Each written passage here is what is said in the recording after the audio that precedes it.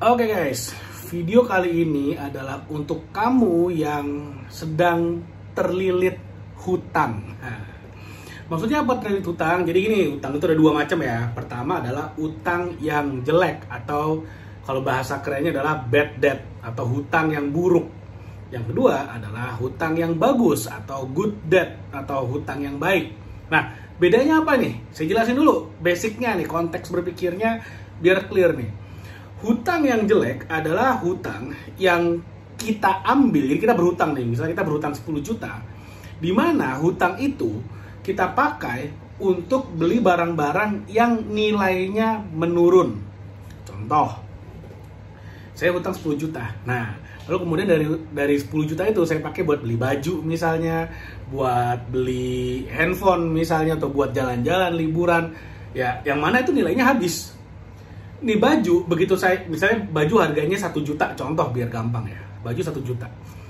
Begitu keluar dari toko, saya mau jual lagi, harganya itu udah jadi paling 50 ribu. Dari 1 juta jadi 50 ribu, udah hilang nilainya. Jadi artinya, yang harus bayar cicilan atau yang harus bayar uangnya atau hutangnya itu adalah saya sendiri. Itu adalah namanya bad debt, utang yang jelek, utang yang kita pakai untuk beli barang konsumtif yang bikin uang keluar dari kantong kita makin banyak. Oke, biar clear dulu nih. Utang yang kedua itu adalah good debt atau hutang yang baik. Hutang yang baik adalah hutang yang bikin kita makin kaya. Kok bisa hutang bikin kita makin kaya? Gini caranya. Ngutang 10 juta, oke? 10 juta misalnya, contohnya saya beliin, biar gampang deh ya, saya beliin saham misalnya. Saya beliin saham harga 10 juta, oke? Lalu kemudian ternyata minggu depannya, ini contoh ekstrim ya biar kita paham betul. Minggu depannya sahamnya naik nih dari 10 juta jadi 15 juta harganya. Apa yang terjadi? 15 juta saya tarik, 10 juta saya pakai buat lunas hutang, 5 juta masuk kantong. Itu adalah hutang yang bagus. Itu kenapa hutang yang bagus? Karena utangnya saya pakai untuk beli barang, sama-sama beli barang nih. Beli barang, tapi yang nilainya naik, sehingga keuntungannya bisa masuk kantong saya. Pokoknya modalnya itu saya pakai buat bayar utang, selesai. Nah, jadi udah paham ya basic berpikirnya dulu. Jadi utang yang jelek itu adalah hutang, ini kesimpulannya, hutang yang jelek itu adalah hutang yang kita pakai untuk beli barang yang konsumtif, nilainya turun. Utang yang baik itu adalah hutang yang kita pakai untuk beli barang yang produktif, yang harganya naik. Nah, itu bedanya tuh, hutang jelek, hutang baik, good debt dan bad debt. Itu penjelasannya. Nah, video ini adalah untuk kamu yang sekarang lagi terlilit hutang yang jelek, bad debt. Jadi, mungkin kamu hutang untuk apa misalnya? Untuk bayar rumah tempat tinggal ya, untuk bayar bensin, untuk uang operasional sehari-hari, untuk makan, beli sembako. Mungkin gaji di kantor kurang sehingga harus hutang. Mungkin untuk jalan-jalan, kan sekarang banyak tuh yang letter itu kan, yang pay letter itu kan, yang sebenarnya saya juga nggak ngerti kok itu di apa ya namanya ya, di endorse banget, dipromosikan habis-habisan, bener-bener mengajak orang buat ya udah kita konsumtif dulu, bayar pusing belakangan. Nah, sekarang mungkin kamu yang lagi pusing ini nonton video ini sampai habis, karena saya akan bantu kamu gimana caranya kamu bisa keluar dari jerat hutangmu. Itu yang paling penting. Nah, untuk keluar dari jerat hutang ada 3 hal yang kamu harus lakukan. Ini utang yang jelek ya, dan saya juga pernah ada dalam jeratan itu. Saya pernah terjerat dalam hutang yang jelek, yang mana itu benar-benar bikin pusing banget, yang jumlahnya sampai ratusan juta. Dan sekarang saat ini semua hutang jelek saya udah selesai, udah lunas. Sisanya adalah hutang yang sekarang sisanya adalah hutang yang baiknya saja. Semua hutang jelek selesai, sisa hutang baiknya. Ya, hutang baiknya miliaran sih, tapi ya semua hutang baik yang dibayar dari produktivitas atau dari hasil mengelola aset. Nah, itu bedanya. Jadi kalau hutang jelek, biarpun jumlahnya jutaan atau ratusan ribu, harus dilunasi. Hutang yang baik nggak apa-apa, selama masih mampu dibayar dari produktivitas asetnya, it's okay, nggak perlu dikhawatirkan. Tapi sambil jalan dilunasi pelan-pelan, alangkah lebih baiknya. Oke? Nah, balik lagi nih ke laptop nih. Kita bicara utang yang jelek. Gimana cara melunasi utang yang jelek? Ada 3 yang kamu harus lakukan. Pada dasarnya, pada prinsipnya, hutang yang jelek itu hanya bisa dilunasi dengan produktivitas yang tinggi. Sekarang gini, sekarang misalnya anggaplah dari skala 0 sampai 100, produktivitasmu 10 misalnya. Dan kamu sekarang terlilit hutang. Oke, hutang yang jelek tadi. Ketika goalmu adalah melunasi hutang yang jelek, maka kamu harus naikin produktivitasmu, jangan 10. Karena di 10 kamu nggak bisa lunasin hutang. Naikin misalnya, naik dari 10 ke 20. Dari 10 ke 25 atau ke 30. Efek dari meningkatkan produktivitas itu adalah kenaikan income. Itu dampaknya seperti itu. Kenaikan income inilah yang sebenarnya nanti kita bisa pakai untuk ngelunasin hutang. Nah, teorinya begitu. Sekarang prakteknya bagaimana? Baik lagi ke 3 langkah tadi ya. 3 langkah yang praktis ini kalau kamu praktekkan, ini saya udah lakukan juga. Ini saya udah praktekkan dan it works. Berhasil buat saya. Utang jelek saya yang ratusan juta lunas semuanya. Gimana caranya? Pertama, kalau misalnya utangnya udah akut tuh artinya gini, tiap hari diteleponin sama preman penagih utang, tiap hari ditelepon kamu lagi belanja ke Indomaret, tiba-tiba datang penagih hutang nyamperin, aduh itu bikin malunya setengah mati. Lalu kemudian kerabat-kerabatmu mulai diteleponin, ini kan temanmu itu ngutang, suruh lunasin. Saudaramu telepon, saudaramu sini ngutang, lunasin cepet. Itu kan bikin pusing ya. Itu bener-bener cara nagih hutang yang bikin kita makin gak bisa bayar hutang sebenarnya. Nah, anyway, ya itulah yang terjadi kenyataan di lapangan. Apa yang harus dilakukan? Kalau misalnya udah akut seperti itu, misalnya kamu punya utang 10 juta, oke, tapi udah bener-bener gak punya kemampuan bayar, bener-bener, dan dikejar terus, diteror terus, akhirnya kan malah makin gak bisa bayar, makin pusing. Apa yang harus dilakukan? Saran saya harus paling tidak tutup dulu lubangnya, meskipun harus menggali lubang. Oke? Tapi kan itu artinya gali lubang tutup lubang. Betul. Ibaratnya gini deh. Dalam dunia kesehatan ya, kamu udah sakit terkapar nggak bisa ngapa-ngapain. Apa yang harus dilakukan? Ya minum obat. Obat meskipun ada efek sampingnya, tapi kamu harus minum. Kalau nggak, badan semua sakit, nggak bisa ngapa-ngapain juga. Mau tidur istirahat pun nggak bisa karena badan sakit, kepala pusing. Minum obat penghilang rasa sakit. Dengan segala potensi efek sampingnya, paling nggak tertolong dulu. Habis itu bisa istirahat, bisa makan, di sanalah nanti pemulihannya. Dengan tidur yang nyenyak, dengan makan yang cukup, dengan gizi yang masuk ke badan, itulah pemulihannya nantinya. Tapi paling tidak gejalanya ditekan dulu. Nah, utang pun sama prinsipnya. Tutup dulu lubangnya, yang paling tidak kamu nggak diteror dulu deh nomor 1. Itu paling penting. Yang penting stop diteror dulu. Kemana minjemnya? Kalau saran saya, kalau udah akut kayak gitu, keluarga dulu nomor 1. IMF, istri atau ibu, M-nya mertua, F-nya family. Yang syukur-syukur masih ada friends yang mau bantuin deh. Family and friends. Ke mereka dulu. Paling tidak ke keluarga, ke saudara, ke kerabat, mereka nggak akan datengin preman. Oke, itu dulu nomor 1. Selamatkan dulu. Kalau misalnya kamu mengatakan, wah tapi udah nggak ada saudara yang mau bantuin, ya udah pasrah aja. Kenapa saya bilang pasrah? Karena gini, yang paling menyakitkan itu adalah kalau menurut saya ya, ketika saudara kerabat kita ditelepon, lalu kemudian suruh ngingetin kita untuk melunasi utang oleh para penagih-penagih itu. Itu yang menurut saya paling memusingkan. Tapi kalau mereka aja udah nggak mau bantu, mereka udah nggak peduli, ya mereka diteleponin sebenarnya nggak ada masalah juga.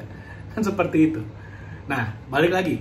Kalau misalnya masih ada yang mau bantu misalnya, ya mungkin nggak 1 orang 10 juta deh. 3 orang masing-masing 3-4 juta gitu kan. Paling nggak itu ketutup dulu. Tapi, kamu harus pintar juga nih. Jangan mengatakan gini, gue lagi dikejar utang nih, tolong dong bantu lunasin. Tolong dong, gue mau pinjam dulu buat lunasin, minggu depan gue bayar balik. Itu namanya gali lubang tutup lubang tapi nggak pinter.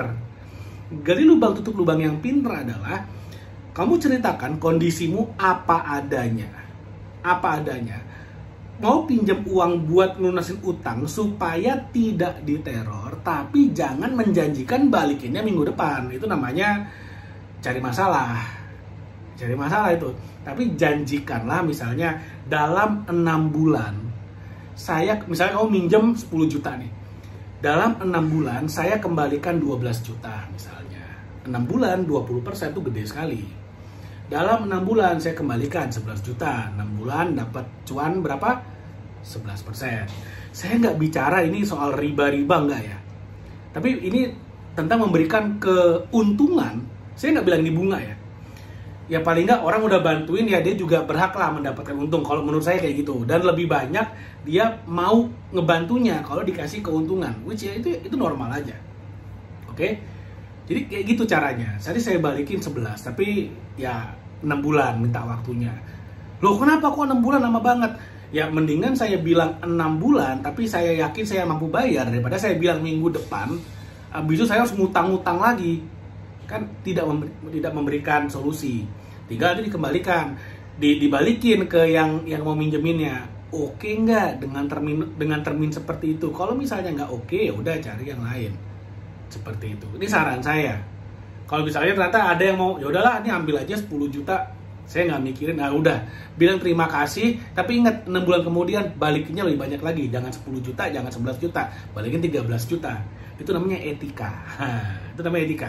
Biarpun yang ngasih bilang yang mau ngasih, tapi kamu mindsetnya adalah mau pinjem untuk menyelamatkan, membantu dirimu dulu. Dan ketika 6 bulan lagi kamu balikin uangnya 13 juta misalnya, thank you ya bro, 6 bulan lalu lu udah bantuin gue, ini sekarang gue udah bisa bounce back, ini 10 jutanya, lalu gue tambahin 3 juta. Perkara dia nggak mau nerima, it's okay. Yang penting udah ada itikat baik. Dan di kemudian hari kita nggak pernah tahu. Kalau misalnya terjadi apa-apa lagi, menurutmu dia mau bantu nggak? Dia pasti mau bantu lah.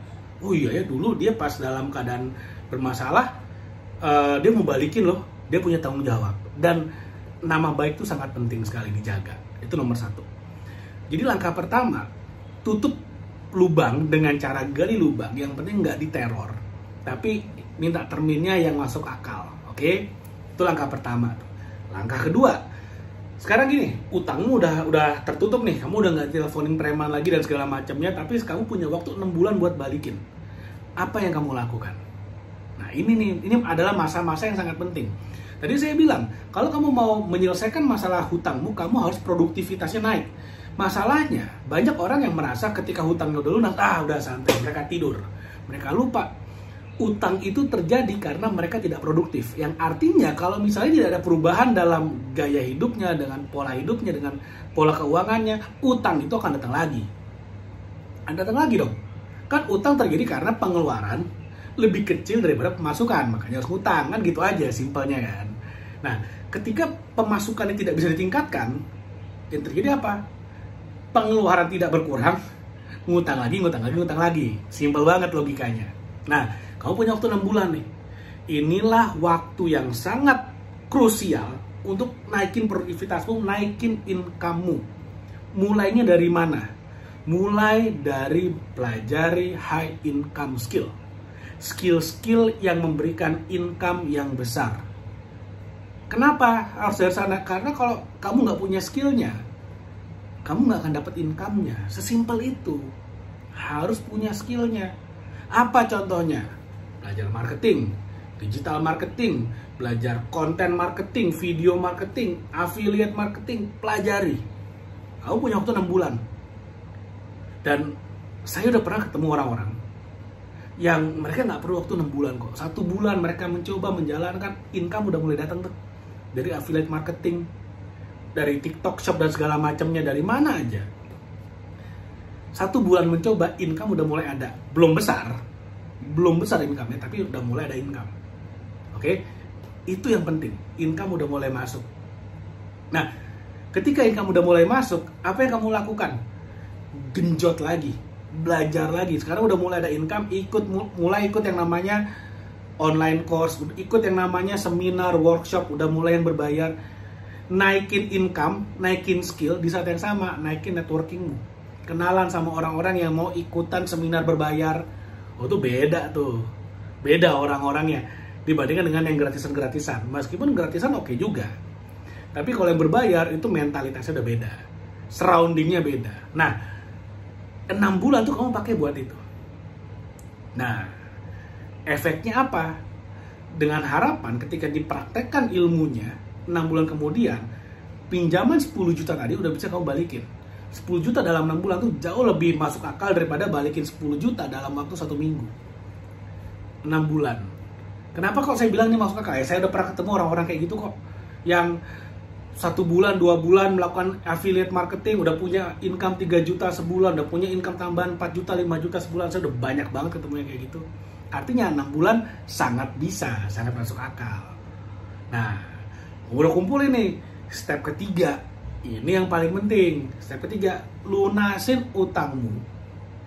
Dan ingat, tambahin keuntungan. Kamu udah dikasih waktu, diselamatkan hidupnya, balikin duitnya plus kasih mereka lebih juga. Ingat loh, ada yang namanya time value for money.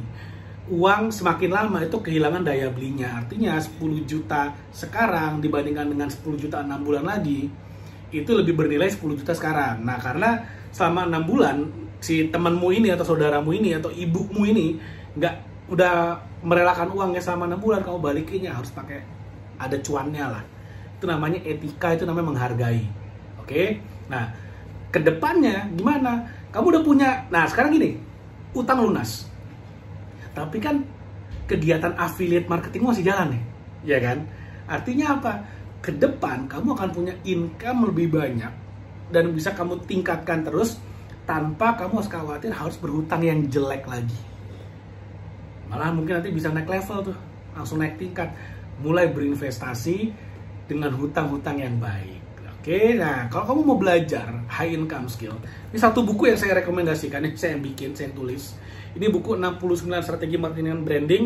Ini udah bantu ribuan orang di Indonesia untuk meningkatkan income mereka, meningkatkan penghasilan mereka. Karena di sini benar-benar 69 jurus jualan yang dipakai juga oleh perusahaan-perusahaan besar, semuanya ada di sini. Kamu beli bukunya, nanti linknya ada di bawah, silakan. Mudah-mudahan bermanfaat, kamu praktekkan, percaya sama saya, kamu nggak usah praktekin 69. Kamu praktekin 1, 2, atau 3 jurus aja yang ada di sini, benar-benar dipraktekin, income pasti naik. Oke, mudah-mudahan apa yang saya share bermanfaat.